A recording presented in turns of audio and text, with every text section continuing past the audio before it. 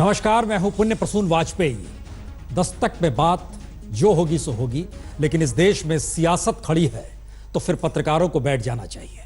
तो आज दस्तक बैठकर की जाएगी, कुछ बात होगी। कांग्रेस और बीजेपी के सच को परखा जाएगा, उनके राजनीतिक मिजाज को टटोला जाएगा और वो देश में कौन से हालात हैं जिसमें एक राज्यसभा की सीट समूचे देश की सियासत पर भारी पड़ रही है। देश के दो राजनीतिक दल, दो पार्टियों के चाणक्य आमने सामने खड़े हैं और गुजरात में जो कुछ हो रहा है, दिल्ली में हाई वोल्टेज ड्रामा चल क्यों रहा है। तो शह मात में बिसात कैसे फंसी है, शुरुआत उसी से करते हैं। देखिए पहली रिपोर्ट।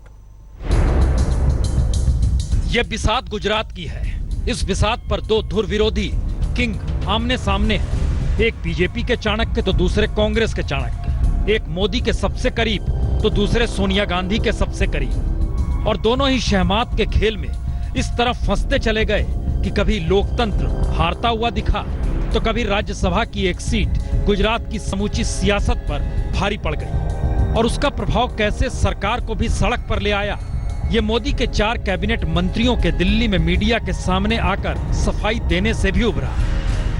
और दूसरी तरफ कांग्रेस के लिए ये दांव कितना महत्वपूर्ण, ये कांग्रेसी नेताओं के सड़क पर आकर मीडिया के सामने साफगोई देने से भी उभरा।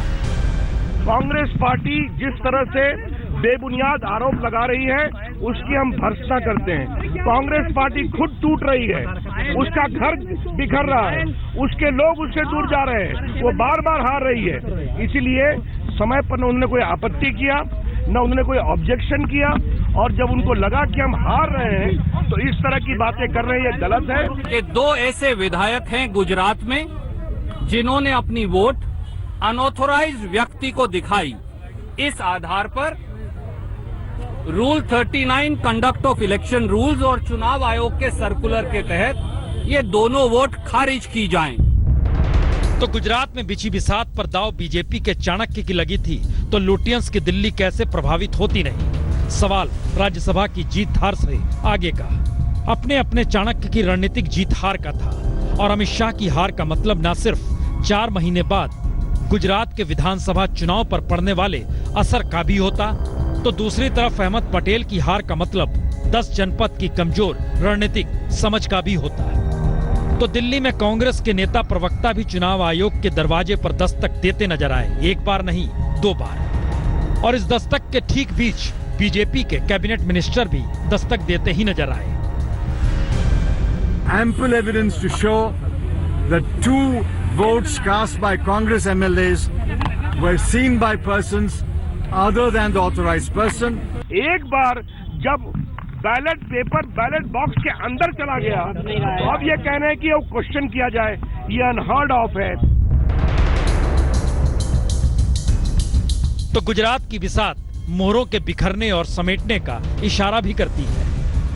और इसी इशारे की शुरुआत तो शंकर सिंह वघेला ने स्वयंसेवक का चोला ओढ़कर दोबारा कर दी। यानी किंग कौन का मतलब मोहरों के पाला बदलने से रोकने या फिर पाला बदलने की दिशा में उठते कदम में तेजी लाने भर का नहीं, बल्कि गुजरात का सुल्तान होने का मतलब आने वाले वक्त में देश की सियासत को राजनीति का ककहरा पढ़ाने वाले मास्टर के तौर पर भी होना है। इसीलिए लड़ाई सिमटनी तो चाहिए थी राज्यसभा की एक अदद सीट के ही इर्द गिर्द, लेकिन लड़ाई ने दिल्ली को भी अपने जद में लिया और यह तय हो गया कि आने वाले वक्त में कौन सा शख्स सियासत का सुल्तान कहलाएगा। पता नहीं कैसे कैसे शब्द आज इस्तेमाल करने पड़ रहे हैं। सुल्तान शब्द लोकतंत्र में होता नहीं है लेकिन कहना पड़ रहा है। बिसात, लोकतंत्र में कोई बिसात नहीं बिछाई जाती है लेकिन कहना पड़ रहा है। चुने हुए नुमाइंदे हैं, इन्हें ही चुनना है कि राज्यसभा में कौन जाए, लेकिन जनता गायब है। लेकिन जनता गायब होकर भी सब कुछ देख रही है। बहरहाल हमारे साथ कांग्रेस और बीजेपी के नेता भी हैं, 2 वरिष्ठ पत्रकार भी हैं। आलोक जी, पिछले 4 घंटे से क्या लग रहा है, लोकतंत्र हार रहा है या यही लोकतंत्र का खेल है?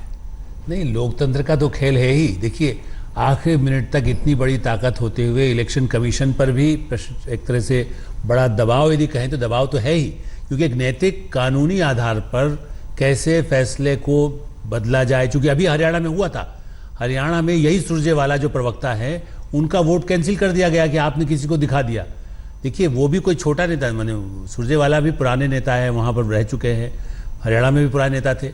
अब यहाँ पर पेच ऐसा फंस गया, जो वघेला के साथ गए लोग हैं उन्होंने यदि ये कर दिया, अब हर एक को संभालना, कितना ही संभाला गया लेकिन पाला गया, लेकिन उसके बाद, इसलिए मैं नहीं मानता कि लोकतंत्र की हार है। ये जरूर है कि एक बहुत नंगा नाच हम जो लगातार देख रहे हैं वो खाली 6 घंटे का नहीं है, कुछ दिनों का है। आपने और कड़ा शब्द बोला है, नंगा नाच। इस लोकतंत्र पे राजदीप ठाका लगाया जाए या मान लिया जाए कि इस देश की मजबूरी है इस स्थिति में? आप इसे मजबूरी किसकी कहेंगे? देश की नहीं है, हमारे नेताओं की मजबूरी है। नेताओं का मास कनेक्ट जनता से टूट गया है। एक मिनट रोक रहे हैं, फिर से सुरजेवाला आए हैं मीडिया के सामने, क्या कह रहे हैं?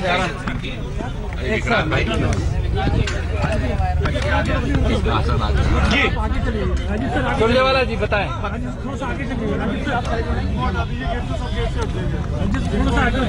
कांग्रेस का ये प्रतिनिधि मंडल, जिसमें श्री राजीव शुक्ला शामिल हैं, मेरे सहयोगी आरपीएन सिंह जी शामिल हैं, किसी और को वोट देगा तो वो सीक्रेसी को वायलेट करेगा और उस वोट को खारिज माना जाएगा। उसकी 2 लाइन मैं आपको पढ़ता हूं, उसमें उन्होंने कहा, Rather, the rules show the open ballot system put in position does not mean open to one and all. It is only the authorized agent of the political party who is allowed to see and verify as to whom such an elector cast his vote. तो बड़ा स्पष्ट कहा। तो इसीलिए क्योंकि 2 कांग्रेस के विधायकों ने अमित शाह जी और दूसरे लोगों को अपनी वोट दिखा दी, इसलिए वो वोट खारिज हो जाएगी। इसके साथ साथ रूल 39AA में ये साफ कहा गया है कि आप ऑथोराइज्ड रिप्रेजेंटेटिव के अलावा किसी को नहीं दिखा सकते। और चुनाव आयोग का अपना सर्कुलर है और उस सर्कुलर की डेट है 24 फरवरी 2010। उसमें उन्होंने कहा है कि अगर कोई भी वोटिंग की सीक्रेसी वायलेट करेगा तो वो वोट खारिज होगी। हमने ये दस्तावेज, चुनाव आयोग का सर्कुलर, सुप्रीम कोर्ट की जजमेंट चुनाव आयोग को सौंप दी और ये कहा कि गांधी की धरती में कभी सच हार नहीं सकता, गांधी की धरती में झूठ हारता है, सच जीतेगा। भाजपा बरगलाने की कोशिश कर रही है, हम संविधान संगत बात कर रहे हैं, संविधान संगत बात हो और न्याय हो। मंत्री कह रहे हैं कि आप लोग कांग्रेस डर रही है, हताश है, इसलिए ऐसा कर रही है। सच यह है कि कानून मंत्री देश के गैर कानूनी दबाव डालने की कोशिश कर रहे हैं, हम उनका सम्मान। बहुत मुश्किल है, गांधी की धरती भी याद आई है। मुश्किल यह नहीं गुजरात कितना वाइब्रेंट था, मुश्किल यह भी नहीं 2002 को याद किया जाए। मुश्किल यह है कि एक राज्यसभा के सीट का चुनाव है और वोट देने वाले जनता नहीं है बल्कि नुमाइंदे हैं। हम दोबारा लौट रहे हैं उसी सवाल पे राजदीप। इस स्थिति में अगर देश का लोकतंत्र खड़ा है, कानून 7 बजे भी बताया गया, 9 बजे चिदंबरम साहब आए, उन्होंने बताया, सुरजेवाला फिर आए, बताया गया, उसको खारिज करते हुए रविशंकर सामने आए, उन्होंने बताया, पीयूष गोयल आए, उन्होंने बताया। ये मजाक नहीं है तो और क्या है? देखिए, मजाक जनता के साथ है, एक तरह से इंस्टीट्यूशन के साथ है। रविशंकर प्रसाद देश के कानून मंत्री हैं, एक तरह से ईसी उनको रिपोर्ट भी करता है। वो वहां जाकर कह रहे हैं मैं बीजेपी मेंबर की तरफ से आ रहा हूं, मैं कानून मंत्री की तरफ से नहीं आ रहा हूं। दूसरी तरफ चिदंबरम जी हैं, बड़े नेता हैं कांग्रेस के, लगातार जा रहे हैं अब ईसी में, लगातार दबाव बढ़ाने की कोशिश कर रहे हैं। और सवाल मेरा है, जो आपने पहले कहा था, मजबूरी जनता की है। गुजरात में सबसे भयानक बाढ़ पिछले कई सालों से हुआ है, पिछले 15 दिनों में 200 से ज्यादा लोग मरे हैं। अमित शाह क्या कभी उन बाढ़ पीड़ितों को मिलने गए हैं? अहमद पटेल क्या कभी उन बाढ़ पीड़ितों को मिलने गए हैं? यही मैं कहता हूं, मास कनेक्शन चला गया है। अब सब चाणक्य की राजनीति है। ड्राइंग रूम में बैठ के कौन सा एमएलए मेरी तरफ है, कौन सा एमएलए दूसरी तरफ है। राज्यसभा चुनाव में यही हुआ है और यह पहली बार नहीं है। पहले तो यह हुआ करता था प्रसून जी कि बिजनेसमैन, उद्योगपति आ गए हैं। विजय माल्या, कहां से आए विजय माल्या राजनीति में? राज्यसभा से ही आए। कितने उद्योगपति आज आ रहे हैं, वो उस राज्य से बिलोंग भी नहीं करते, फिर भी उनको वहां से चुना जाता है। ऐसे लोगों को आप राज्यसभा में लाते हैं। अब एक ऐसी नौबत आ गई है जहां एक वोट के लिए, जहां अहमद पटेल 5वीं बार लड़ रहे हैं। क्या राज्यसभा का मतलब है एक परमानेंट सीट? यह भी एक सवाल है। क्या कांग्रेस के मास लीडर नहीं है? क्या अमित शाह और अहमद पटेल में कोई जानी दुश्मनी हो गई है कि एक सीट के लिए इतना आप पूरा अपनी प्रतिष्ठा दांव पर लगा रहे हैं? देश आज हम लगातार बैठे हुए हैं की जनता जानना चाहती है, जो देख रही है। मैं उनसे पूछना चाहता हूं, बनासकांठा की जनता से, क्या आपको यह सब अच्छा लग रहा है? हमें लगता है गांधी का नाम ओके। रणदीप सिंह सुरजेवाला ने लिया, मैंने नहीं। नहीं, अब दूसरा सवाल यहां से है, क्या मौजूदा वक्त की राजनीति एक ऐसी जगह पर चला गई है जहां पर बीजेपी को सिर्फ जीत चाहिए और कांग्रेस अपने अतीत के आश्रय खुद को स्वर्णिम दौर में देखने की स्थिति में है? हमारे साथ चूंकि बीजेपी और कांग्रेस दोनों के नेता भी जुड़े हुए हैं और रिपोर्टर भी, हम उनके पास चले, लेकिन हम एक कांग्रेस की रिपोर्ट दिखलाते हैं। यह इसलिए महत्वपूर्ण है क्योंकि कल 9 अगस्त है, क्विट इंडिया मूवमेंट की शुरुआत हुई थी। 75 बरस बाद पार्लियामेंट कल सजेगी। हम एक स्थिति दिखलाते हैं कि उस वक्त अंग्रेजों भारत छोड़ो था, अभी कांग्रेस भारत छोड़ो के जिक्र में बीजेपी की राजनीति है और कांग्रेस खुद कहां खड़ी है। हम एक रिपोर्ट पहले दिखलाते हैं।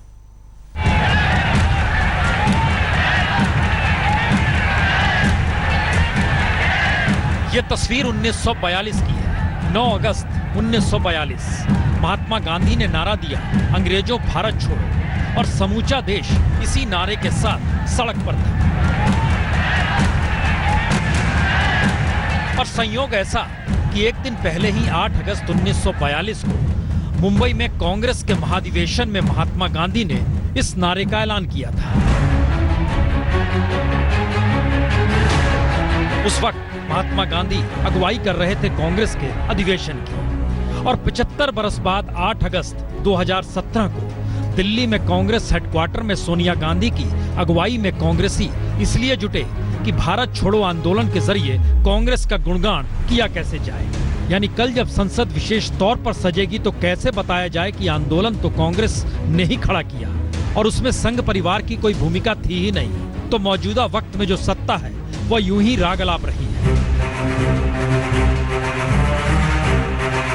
यानी जिस दौर में बीजेपी कांग्रेस मुक्त भारत का सपना संजोए सियासत साध रही है, उस दौर में कांग्रेस अतीत के स्वर्णिम पन्नों के आश्रय मदहोशी में खोई हुई है। तो क्या कांग्रेस आज भी आजादी से पहले और बाद के संघर्ष से आगे निकल नहीं पा रही, या फिर कांग्रेस अपनी विरासत को ढोते ढोते हिंदुस्तान की मौजूदा सियासत को भी अपनी विरासत तले देखने की इतनी आदी हो चुकी है कि उसके भीतर से कोई फुसफुसाहट भी होती है तो निशाने पर या तो गांधी परिवार आ जाता है या फिर कमजोर कांग्रेस को मजबूत देखने की बेबसी दिखाई देने लगती है। यानी कांग्रेस को किस रास्ते जाना है इसका कोई रोड मैप कांग्रेस के किसी नेता के पास है ही नहीं। और शायद इसके 3 कारण भी हैं। पहला, कांग्रेसियों ने खुद को सत्ताधारी हमेशा माना, विपक्ष का संघर्ष होता क्या है शायद वो नहीं जानते।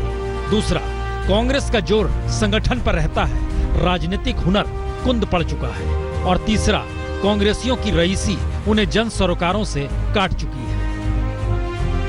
यानी तीनों हालात से सराबोर कांग्रेसियों के भीतर राजनीतिक सक्रियता तभी जगती है जब सवाल कांग्रेसियों के अस्तित्व से आ जुड़ता है और वह भी जयराम सरीखी फुसफुसाहट में खो जाता है।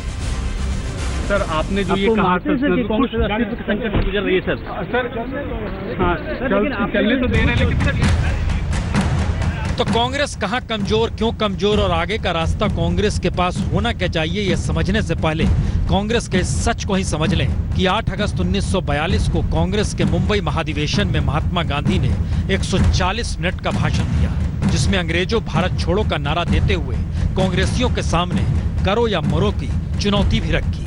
और 75 बरस बाद आज जब कांग्रेस मुक्त भारत का नारा बीजेपी दे रही है, सत्ता में आ चुकी है, तो चिंतन कांग्रेस हेडक्वार्टर में इस बात को लेकर हो रहा है कि कल संसद में कैसे 1942 की विरासत तले मौजूदा कांग्रेस को खड़ा कर दिया जाए। और आज के समय में जो भारत के संवैधानिक मूल्यों पर और उस समय के सिद्धांत और भावना पर चोट पहुंचाई जा रही है, उसका निरंतर विरोध करने का भी हमने निर्णय किया है। बहुतेरे सवाल कांग्रेस की इस रिपोर्ट को देख के हो सकता है आपके जहन में हो, बीजेपी कैसे बदली, हम वो रिपोर्ट भी दिखाएंगे। लेकिन पहले चूंकि कांग्रेस का जिक्र, गौरव गोगोई जी, आप तो युवा हैं, नई पीढ़ी के हैं मौजूदा वक्त की राजनीति में, क्योंकि गुजरात का चुनाव गाहे बगाहे, मानिए या ना मानिए, लेकिन यह माना जा रहा है कि 2 रणनीतिकार आमने सामने हैं और किसकी रणनीति किस पर भारी पड़ेगी यही सबसे ज्यादा महत्वपूर्ण हो गया है। और उसके जरिए क्या यह मान लिया जाए अगर अहमद पटेल जीत जाते हैं तो क्या कांग्रेस के अच्छे दिन की शुरुआत हो गई है, या आप लोग मान रहे हैं कि बीजेपी के बुरे दिन की शुरुआत होगी? क्या है आपके जहन में गौरव जी? देखिए, राजनीति में रणनीति तो होगी, लेकिन इस राजनीतिक परीक्षा में हम चाहते हैं कि जो निर्वाचन सदन के जो नियम हैं उन नियमों का पालन किया जाए। आज उन नियमों की परीक्षा हो रही है। साफ तौर पे भारत के इतिहास में लिखा है, बताया जाता है कि अगर निर्वाचन होते हुए कोई राजनीतिक नेता अपना वोट किसी दूसरे दल के प्रतिनिधि को दिखाएं तो वो वोट खारिज होता है। ये पहले हरियाणा में हो चुका है, ये पहले प्रेसिडेंशियल पोल पंजाब में हो चुका है। आज हमारी मांग क्या है कि यही जो नियम है निर्वाचन सदन के, सुप्रीम कोर्ट और इलेक्शन कमीशन के सर्कुलर के द्वारा इन नियमों का पालन किया जाए, और यही पिटीशन लेके हम इलेक्शन कमीशन के पास गए हैं। ठीक है। दूसरे तरफ क्या दिख रहा है? एक चीज आप दूसरी तरह का सवाल हम जोड़ दें। गौरव जी आप ही से पूछ रहे हैं। महामंत्री गौरव जी, हम आप ही से एक सवाल कर रहे हैं कि नहीं, एक मिनट, गोवा में क्या हुआ, मणिपुर में क्या हुआ, उत्तराखंड में क्या हुआ? हमारा सवाल यह है कि जब सामने वाली पार्टी मानती है कि राजनीति का मतलब जीत है, सत्ता चाहिए, तो आप किस इंस्टीट्यूशन की बात कर रहे हैं? कौन सा संविधान? इस स्थिति में अगर देश आ गया है, कांग्रेस क्या करेगी? देखिए, अब मैं आपका आभार प्रकट करता हूं कि आपने गोवा मणिपुर का नाम लिया। गोवा और मणिपुर में लोकमत भारतीय हमारे कांग्रेस पार्टी के साथ थी, लेकिन पैसे, बहुबल इनका प्रयोग करके बीजेपी ने लोकमत के खिलाफ जाके वहां पे सरकार बनाई। अरुणाचल प्रदेश में स्पीकर ऑफिस का उसका जो अथॉरिटी है, उस अथॉरिटी को अब्यूज किया। आज मैं दोबारा ये कह रहा हूं कि भारत सरकार के 4 महामंत्री, वित्त मंत्री, कानून मंत्री, ऑयल के मंत्री, पेट्रोल के मंत्री, एनर्जी के मंत्री, शिक्षा के मंत्री, टेक्सटाइल्स के मंत्री, ये सब जाके निर्वाचन सदन पे दबाव डाल रहे हैं। आज नहीं, इसका मतलब ये है, इसका मतलब गौरव जी बड़ा साफ है, अपनी स्वतंत्रता ये मैसेज है आपके भीतर का कि गुजरात में जो होगा। हाँ, शहनवाज जी आप ही से पूछ रहे हैं, इसका मतलब बहुत साफ है। शहनवाज जी, मतलब संकेत है बहुत साफ कि अब जो चुनाव परिणाम आएगा इसमें अहमद पटेल हारेंगे, ये मैसेज बहुत साफ है।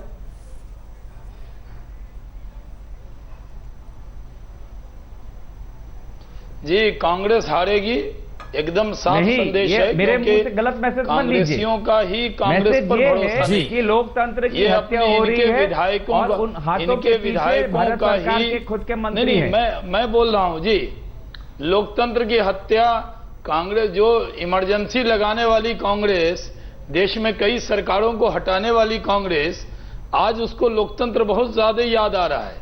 और ये लोग एतराज कर रहे हैं कि कानून मंत्री, तो कपड़ा के मंत्री, तो ये मंत्री, पेट्रोलियम के मंत्री। अरे साहब, वो बीजेपी के कार्यकर्ता हैं। अमित शाह जी की एक पदाधिकारी की टीम है। हम यही कांग्रेस को बताना। हम एक ब्रेक के बाद लौटते हैं, क्योंकि सवाल यही है, बीजेपी बदल गई है जीत के लिए, कांग्रेस संविधान और अपने स्वर्णिम दौर को याद कर करके बार बार विरासत को कांधे पर उठाने के लिए बेचैन नजर आती है।